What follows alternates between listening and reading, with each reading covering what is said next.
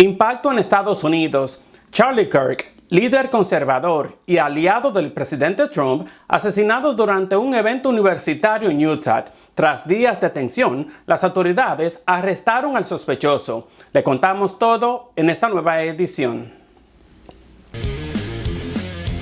Esto es Eni con Más, con Eni Pichardo. Muy buenas tardes y bienvenidos a Eni con Más. Hoy, tratando el brutal asesinato del joven líder conservador Charlie Kirk, quien murió tras recibir un disparo en el cuello. El caso ha desatado una guerra verbal entre izquierda y derecha, con algunos líderes conservadores llegando incluso a hablar de una guerra civil. Pero antes de continuar, me gustaría pedirle su apoyo para que mis informes lleguen a más personas. Por favor, haga clic en el icono de me gusta, comparta este video, suscríbase a este canal en YouTube y luego active la campanita para recibir todas las notificaciones.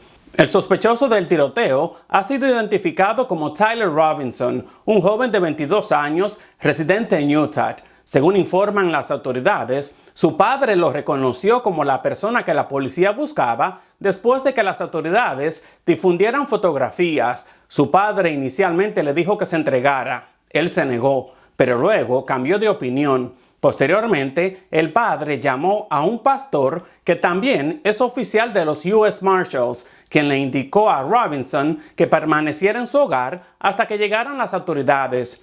La detención ocurrió en St. George, Utah, a unas 250 millas del campus donde ocurrió el ataque. Robinson ya fue ingresado en una cárcel del condado y se cree que actuó solo. El gobernador Spencer Cox dijo que Robinson llegó al campus en un Dodge Challenger gris y agradeció a la familia por haber hecho lo correcto. Cox agregó que Robinson se había politizado en los últimos años y que la noche anterior al ataque había hablado con un familiar sobre la visita de Kirk al campus de Utah Valley University. El gobernador confirmó que el joven fue vinculado al tiroteo mediante pruebas físicas y mensajes en la plataforma Discord, donde discutía la necesidad de recuperar un rifle de un punto de entrega. Entre las pruebas encontradas había 3 balas sin disparar con inscripciones que revelan la intención del ataque. Primero, "Hey fascista, atrápalo". Otra con "Si lees esto, eres gay". Y el acrónico "Laugh my ass off", que significa "me muero de risas". Y otra con referencia a un videojuego. Todas estas balas se encontraron junto con el rifle usado en el asesinato. Las autoridades dicen que Robinson disparó desde un edificio a unos 200 pies de distancia mientras Kirk hablaba ante unas 3,000 personas. Se recuperó un rifle Mauser 3006 de cerrojo en una zona boscosa cercana al campus y se encontraron huellas de brazo, palma y calzado que vinculan al sospechoso con la escena. Inicialmente, 2 personas fueron detenidas, pero luego liberadas tras confirmarse que no estaban involucradas. Además, el director del FBI, Kash Patel, comunicó de forma apresurada la supuesta captura de un sospechoso en redes sociales antes de que las autoridades locales ofrecieran su primera rueda de prensa. El gobernador Cox y el presidente Trump calificaron el crimen como un asesinato político. La polarización política se intensificó. Trump culpó a la retórica de la izquierda radical y llamó a erradicar las organizaciones que la apoyan, calificando a Kirk de mártir y patriota.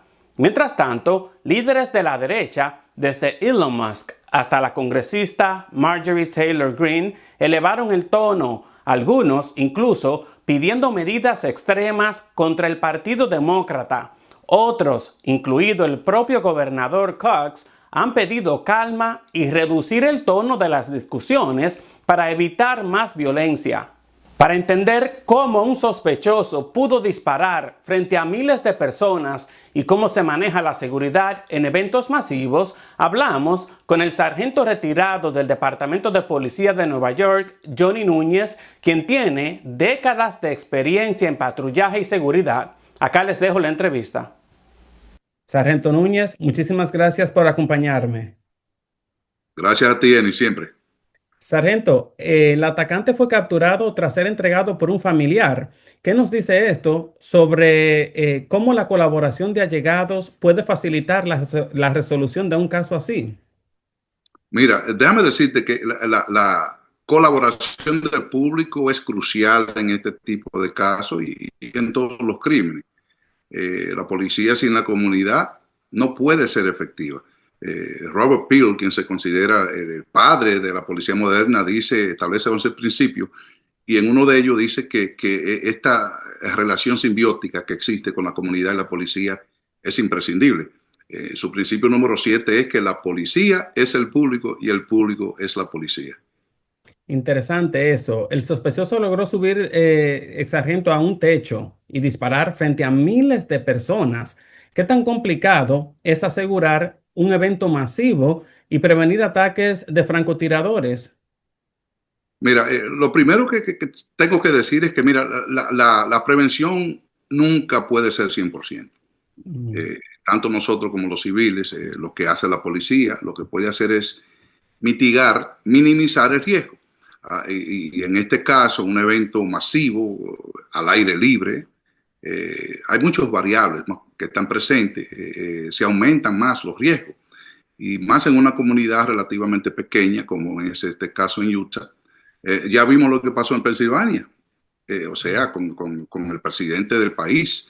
Y algo que se está comentando es algunas similitudes que ya se están empezando a analizar.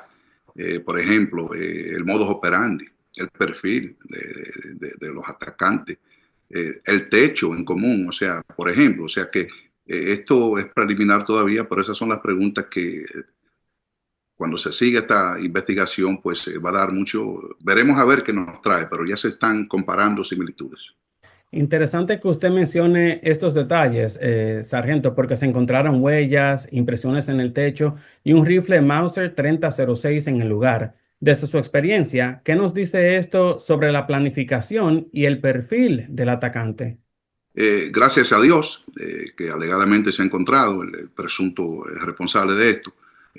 Pero ahora bien, estos hallazgos que tú indicas, sí pudiesen señalar de que hubo planificación o intención de lo que esta persona quería hacer.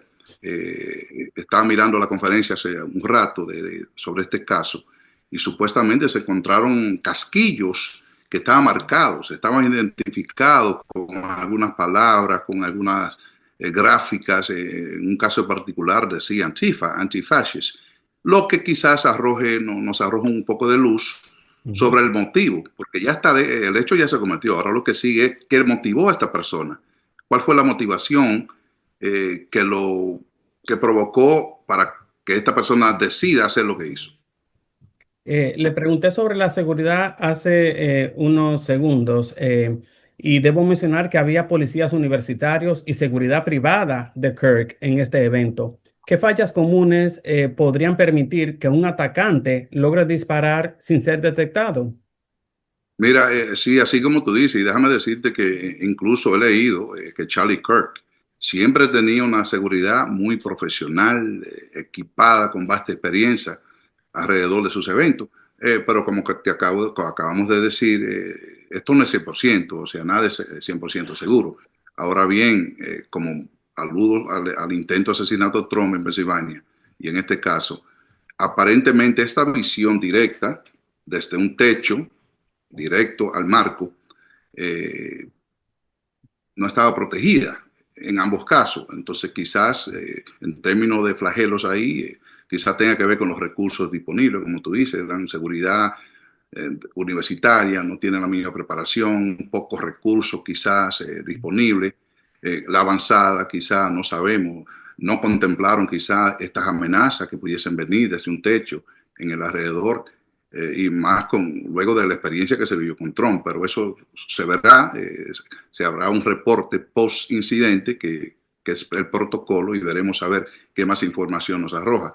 Ahora, la pregunta que yo me hago observando los videos, Eni, es que si tú notas, por lo menos yo no noté en el video que anda circulando, no le vi un rifle, no le vi que estaba caminando con un rifle. Y luego también cuando salta del edificio y se baja, tampoco vemos el rifle. Entonces esas son incógnitas que yo creo que son algunos de los enfoques que las autoridades tienen que dar respuesta a eso. Súper interesante todo eso. Debo mencionar también que 2 personas fueron arrestadas inicialmente y luego liberadas. ¿Qué refleja esto sobre la presión y el protocolo policial en situaciones de alto riesgo y caos? Mira, este fenómeno de estas personas que salen a decir que son responsables de un acto, especialmente cuando son casos de alto perfil, es común. Eso ha pasado en muchos casos, incluyendo cuando estábamos con estos casos de matadores en serie y todo eso, famoso. Y quizás lo que estén buscando es notoriedad, o puede ser desviar o obstruir la investigación. Pero en este caso ya sabemos que fueron liberados luego de una entrevista investigativa o si se hizo una interrogación, no lo sé. Pero la policía en estos casos, Eni, siempre va a tomar en serio cualquier pista que se dé, especialmente en los primeros minutos, en las primeras horas del incidente. O sea que para mí no es algo que llama la atención. O sea, ¿esto no afectaría en nada quizás la credibilidad de las fuerzas policiales y del FBI? No, todo se justifica. Como te digo, creo que si ponemos en consideración cuántas horas fueron, 36 horas, y ya dieron con el sospechoso, o sea, ¿entiendes? O sea que puede ser, quizás eso se responda también en ese post-incident report, en ese reporte post-incidente, ojalá toquen ese tema de en realidad cómo se efectuó la investigación. Sargento, y hay un serio problema con el que tenemos que lidiar hoy en día, y es la desinformación en las redes sociales. De hecho, se acusó falsamente a inocentes. ¿Qué riesgos representa esto para la investigación y para la seguridad de los ciudadanos?